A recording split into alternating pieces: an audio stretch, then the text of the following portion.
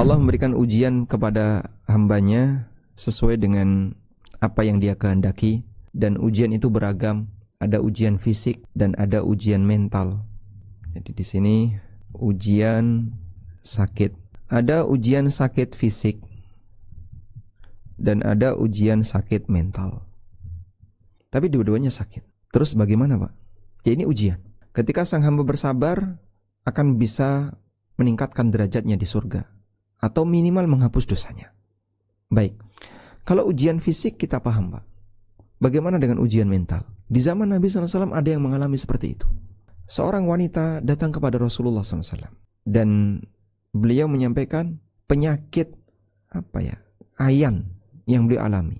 Ya Rasulullah, saya mengalami sakit seperti ini. Dan ada yang menyebutkan bahwa wanita itu mengalami penyakit ayan karena kesurupan. Datang kepada Nabi SAW minta untuk diobati. Beliau dikasih pilihan. In syi'ti sabarti walakil jannah. Kalau mau kau bersabar, dapat surga. Dan kalau mau akan aku sembuhkan kamu dan kau bisa terbebas dari penyakitmu. Masya Allah. Ketika dikasih pilihan seperti itu, wanita ini milih yang pertama. Baik ya Rasulullah, saya bersabar.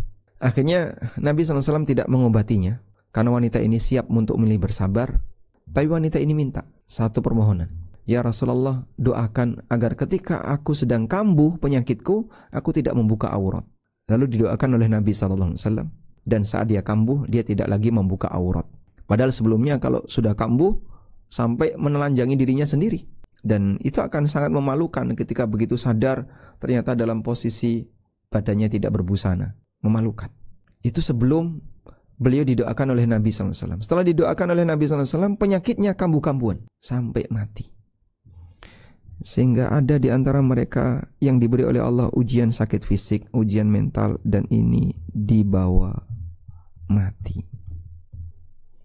Maka sepanjang ujian itu jadi kafarah untuk dosa-dosanya dan akan meningkatkan derajatnya. Jadi kafarah, penebus. Kafarah artinya penebus untuk kesalahannya. Atau bisa meningkatkan derajatnya. Meningkatkan derajat, menambah pahala. Tidak ada yang sia-sia apapun yang Anda alami. Modal iman luar biasa. Sehingga dengan iman, kondisi apapun yang tidak nyaman digantikan oleh Allah dengan pahala. Anda mungkin akan mengalami keresahan, kebimbangan, dan seterusnya. Atau Anda mengalami ketakutan yang akut, anxiety tadi. Saya nggak paham untuk lanjutan penyakit yang tadi Anda sebutkan. Intinya penyakit mental. Mungkin Anda tidak lebih parah dibandingkan orang ayanan yang datang kepada Nabi SAW tadi. Dan sampai Nabi SAW wafat, wanita itu masih hidup. Lalu sampai para sahabat menyampaikan, kalau kalian ingin melihat seorang ahli jannah tapi dia jalan-jalan, lihatlah wanita ini. Dia yang pernah mendapatkan jaminan dari Rasulullah SAW untuk masuk surga. Sehingga penyakitnya dibawa mati. Bahasa lainnya sampai mati nggak sembuh, penyakitnya dibawa mati. Itulah ujian yang diberikan oleh Allah. Sang hamba diajari untuk bersabar sampai mati.